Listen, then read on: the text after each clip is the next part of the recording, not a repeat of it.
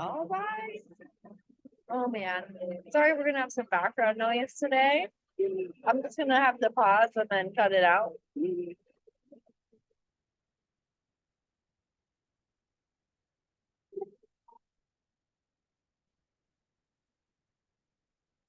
Okay, so let's see. How's that? Let me get my setup going here. Thanks for being patient. All right. I'm going to get the sun blinding us here. Okay, and I'm just gonna keep my sunglasses on for right now because it's really sunny here. I'm in Lake Havasu right now. Thanks for joining me. Again, if we have any like loud, this guy's gonna go by on this automated wheelbarrow a couple times, but we should be okay. I'll just stop. This is the third week of the Spark coaching program, and we've been discussing becoming the writer, director, producer, editor, and star of your show. So becoming the creator of your reality life. Really having that creator mindset, moving out of consumer mindset and shifting into creator mindset. The first week we talked about being a writer and controlling our thoughts and how our thoughts write the story of our life and what basically we attract, what comes to fruition, what we create, right? And then last week we talked about becoming the director and then controlling your words and how what you speak, how your thoughts become your words, and what you speak goes out into the universe. And then again, the universe can culminate to bring the energy and put the puzzle pieces into place to help you make that happen. So today we're going to be talking about becoming the producer, and this is now the third, which is our actions. So all we really have control over at the end of the day are our thoughts, words, and actions. No one else has control over those. We don't have control over anyone else's of those things. They have control over that. But we can control our reactions.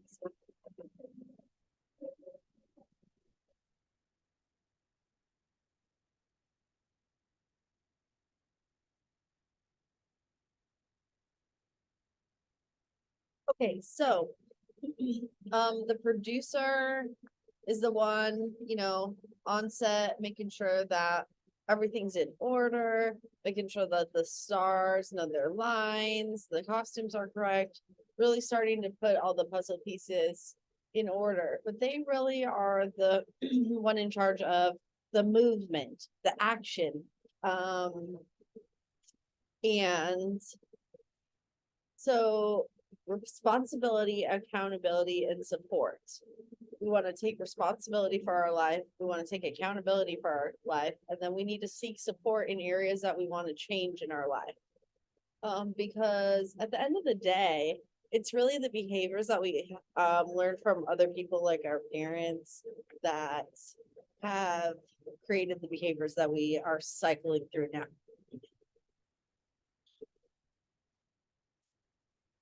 So it's important that we stop and recognize self-awareness, begin to trust ourselves in recognizing those behaviors and saying, oh, this is something I want to change, taking accountability and saying, this is something I have control over, the ability to change, and then taking responsibility to put the change into action. So you can talk and think all you want, but if you don't start to walk the talk, nothing's ever going to get done. You're going to stay stuck in the circle of overthinking. So it's really important that we take accountability and responsibility for our own lives and what happens in them, and making sure that the show and the story that we're creating, that we do control, is aligned and helping us get to what we know we're capable of, our highest potential, our future self. So in action, this is where you practice the show, the words, what you're going to say. So in high school, in elementary school, middle school, I think I was in a lot of plays actually, now that I'm looking back, but I was in drama. So the drama club, whatever you called it, right? Like we had to learn lines and then we put on a production together as a group for our family and friends and those type of things. So I remember, I mean, the one that I remember right now while we're talking about this is the Christmas one, which is kind of funny because it's like Christmas time. See Christmas decorations right there. But I was Tiny Tim in the Christmas play, which I know it's funny because I'm not a boy but I'm little and I worked. And so but like I had to, we all got a copy of the script and the play or whatever you want to call it. And you had to learn your lines and you had to practice. So you would read through it and then you would read through it and then you would say it out loud and you would say it out loud. And then you would have someone else be your supporting characters and read those lines for you so that you could say your lines as they said their lines. And that's how you learned how to remember the words so that you could do the play or the rehearsal or the recital. And then we would have drama club practice as it got closer to the play, where we would all come together and the actual characters, people playing each one, would have real practices, and then you have a dress rehearsal where you use your costumes and you do it all like there's actually people in the audience, but there's not. And you run through it all and you see where you need to make changes. And then, you launch your show, your play the night of the production. So action is the place where consistency paired with trial and error will get you to your next destination. So a lot of humans, we don't try anything, we don't even start because we're afraid. So we gotta work on that. But a lot of that is just overcoming the fear. Just remember there's a difference between the fear of death and the fear of being uncomfortable, of being afraid. Like if you're afraid of heights, like afraid of talking to people, afraid of public speaking. Those are all fears that you can overcome. Now, if you're in a situation and your gut is telling you that your life is in danger, please listen to that. Okay. That's not a fear that we say, we're going to push through this fear. That's a fear that we say, I need to take action to remove myself from the situation as quickly as possible. Okay. So, but without trial and error, if you only try something once and you fail, that's when you're a failure. If you try it again, you didn't fail. You learned a lesson. Okay. So don't give up.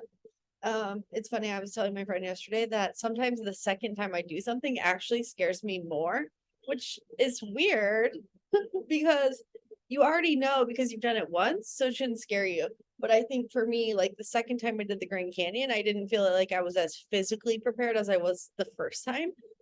And that showed in my performance during the hike, but I was still able to complete the challenge. And I know what I need to do. Now I have a baseline, but being super physically prepared and not being physically prepared enough so that next year when I do it again, I can definitely say that I'm confident in where I'm prepared because I know what level I need to train to. But if I didn't do it a second time, I wouldn't have the data to compare it to. So you need to have basically the data, and facts don't lie, but you can't get facts without trial and error. If you don't do the experiment, you won't get the results. So, and then the second key is to review the results. So look at the results, analyze the results. What was your intended outcome and what do you need to change to get to the outcome if you didn't get there the first time? Nothing is a failure if you try it again. Okay. If you quit the first time, then you failed because you didn't learn the lesson and you didn't try again. Now, if you just try something and you really don't like it, totally understandable. It's not necessarily a failure. You still learn the lesson and you can confidently say, that's not something I want to pursue or continue providing my energy to. I would say that's not a failure. That's a good lesson learned. So just be able to like recognize the difference where you know that something, an action or behavior or even a habit that your future self would do, but makes you uncomfortable now because you haven't started to make that a habit yet. That's something you need to push through and learn how to do. That's not something that you do once and say, that's not for me. I'm not going to keep doing that. Again, we go with our gut, but I'm just saying like, if you're still continually stuck in the overthinking or the first step process, that's maybe where the disconnect is coming from, that you need to push yourself into the next level. All right. So consistency, showing up on a daily basis, making the commitments, keeping the commitments to yourself, showing up for things like yoga, the gym, working out, eating. Do you, not putting off eating until the end of the day, having a routine, meal planning. Those are all things that help you build the routine, right? And then once you have the consistency, that creates data. You can track, if you're working out, say you're lifting weights, you start with a 5-pound weight. So for 1 week, you lift the 5-pound weight. The next week, oh, it's a little light. You go up a little bit, 7.5. So you do 7.5 for a week. And then you're really feeling good about that. So the week after, you can go up to 10. So now you're at 10. Those are facts that you're able to show through consistency that you built that movement and that growth. So muscles grow. Just like your business, your brain is a muscle, okay? So that's where consistency is really important. You need to focus on consistency. And I think focus on one habit change at a time. Don't try to do 2, 3, 4, 5. Don't try to wipe them all off the table at once. Like if you want to quit drinking, just focus on quitting drinking, okay? Don't worry about starting a brand new diet on the first, plus quitting drinking, plus changing your sleep habits, plus adding in a new workout routine. You're not going to make it. And then you're going to have shame and guilt over the fact that you didn't keep your New Year's resolution to yourself after 3 weeks because it was too much. You try to do too much. Instead of taking one step in front of the other, you tried to jump 10 feet and it didn't work. So then you quit altogether. So give yourself space, grace, permission to just work on one thing at a time. I don't know if y'all have ever heard like the snowball effect for like your credit card debt and stuff, where you take whatever card you can pay off first and you get that paid off as quickly as possible. Then you take the money that you're using to pay that off and you pay off the next one as quickly as possible. And then you take the money that you were using to pay off that one, and then you slowly get it snowballs, and then you can put more and more towards your debt. This is the same concept of how humans create habits. We have to slowly build upon each one. So try to pick a habit that is not serving you any longer, is not a habit that your future self will continue to do, and it's something that might have a domino effect into also creating new habits or crowding out other bad habits. So for example, getting up and walking the dog early in the morning. You can set your alarm 30 minutes prior to what time you normally get up right now. Wake up, and if you don't have a dog, you can just get up and walk, but set your alarm 30 minutes early. And if you have trouble getting out of bed early, wear your workout clothes in the morning, or whatever clothes you need to wear to just wake up when the alarm goes off, put on your shoes, and walk out the door. Walk for 15 minutes, turn around, and walk home. It can be that simple. Now, if you can time it to hit the sunrise, that will be even better, because the circadian rhythm resets via the sun. So the more time you can spend in sunrise and sunset, you will help reset your hormones, your blood pressure, all of anything to do with circadian rhythm. It's all there, and it's all intertwined, holistic, okay? Gut, brain, body, they're all together. So we don't run out of time here. So the consistency piece is really important. If you're not showing up on a daily basis for yourself, you can't make changes. It's just, you're gonna keep stuck on the grind, okay? And then I also say you'll never know until you try. I mean, that's not my saying. It's been around for a long time. And I'd rather be able to say, well, I've tried that, and here's what I didn't like about it. Here's what I learned about it. But if you've never tried something, you don't really get a say. You don't get opinion. You just get to say, I've never tried that. Or that's how I approach the world, to try to have a more open mind of things. Like, not to say I don't do something. I might do it. I might enjoy it. I've just never had the experience before, so that I can say if it's something I like to do or not. Now, there are things that we are like called to do, and we're like, this is what I fucking love to do. Go do that shit and charge money for it if you're really good at it. Teach other people to do it if you're really good at it, right? Like, go do that shit. So, when it comes to being the producer, what I want you to remember is practice, patience, and pattern. So, when you're changing habits, you need to practice, have patience, and focus on creating a pattern, because that's how the brain learns and that's how it becomes a repetition. The things you do now without thinking about it, waking up, brushing your teeth, taking a shower, brushing your hair, eating breakfast in the morning, or making a shake, whatever it is that you can just go through without having to think about it on a regular basis, those are habits. And you learn those by teaching yourself repetitive things to do. Now, when you were a kid, you probably woke up, ate breakfast, put your shoes on, went to school, right? Like, now that's the behavior that you do every day when you wake up. That's just what you learned. So you have to take the same approach to learning. You have to take the same approach to learning and retraining your brain as an adult as you did as a child. It's not that difficult. It might just take you a little longer. But the faster that you can learn to put yourself through the process, the faster your brain will learn things. It's really cool, actually. So practice, patience, pattern. Practice. You have to start practicing. Just like I said with the lines, I had to read the playbook and I had to read the lines over and over that were my lines. And then I had to learn the lines around me of the other characters. Then I had to practice with those characters of the lines, saying them back and forth, so that I knew what they said when it was my turn to speak, right? So we had to practice, and then we had a dress rehearsal practice.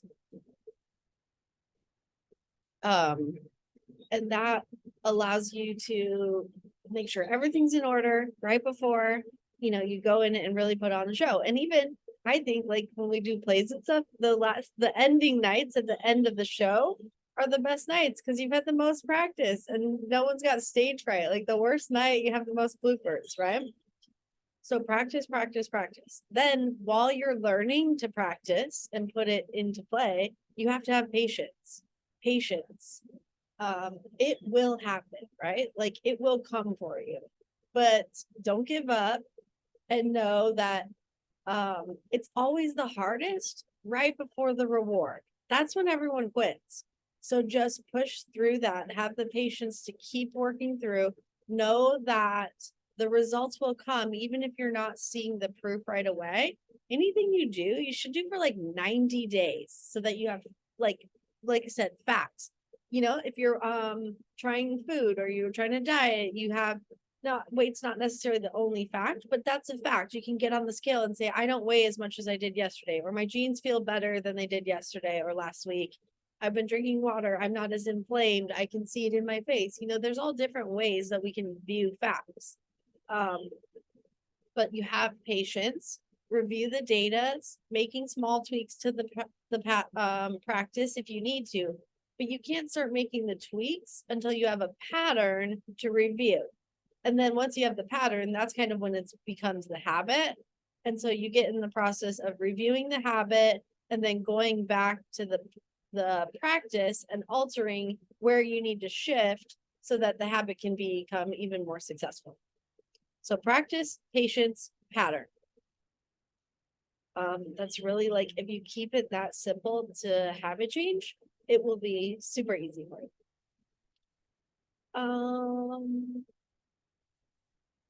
Yeah, so I don't know. I just came out today.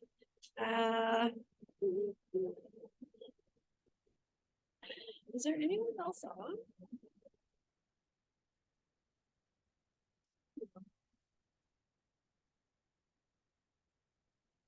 But I mean, I guess I don't really have a lot else to say about the producer. Like, the producer is the one that makes sure the actions are rolling. And after you've gotten the pattern down, you don't want to stop. You don't want to just say, I'm good, I'm just going to go into autopilot. Because what's good for you, too much of a good thing becomes bad for you. There's generally a bell curve with everything. And for me, I like to find what's working and try to maximize it at the top of the bell curve. And so that I can keep it working as long as possible, or I can adjust and tweak and see if it needs to be changed. But that's where you have to keep revisiting and analyzing, is this still working? You don't want to take a supplement that you took 10 years ago and now it's not supplementing you, or maybe your levels are good and you don't need to take that supplement anymore. We just get so stuck in the cycle that we don't review and revisit. So that would be kind of a good thing to add to the patient's pattern of patient's practice, review and revisit, right? So it's a cycle and you got to keep the cycle going. Otherwise it'll just fizzle out, and that's what happens. So, we have all these little universes in our own lives that we control and create by how much energy we put into them. And so this is just a good example of, you create your life, you create the energy around you. Your actions drive the micro actions that you do on a daily basis are what drive the ultimate results of your life. And we're going to talk more about this next week and the following week when we get into the editor and the star, as we talk about behavior and then character, and really how your thoughts, words, and actions ultimately drive your behaviors and thus create the character of who you are as a person. Become, and that's funny because we call the star of the show the character, characters in the show. So it's not funny, but it makes sense, right? All right. Does anyone have any questions? Let's see if we can get the group chat right now. This is recorded, so we'll go ahead and send out the replay. And I hope that you can join us next week on Friday, same time. And have a great weekend. Yeah, a couple more weeks will be into the holidays, and then we're looking at 2024. So let's get ready to make it a great year. Okay, love you, bye.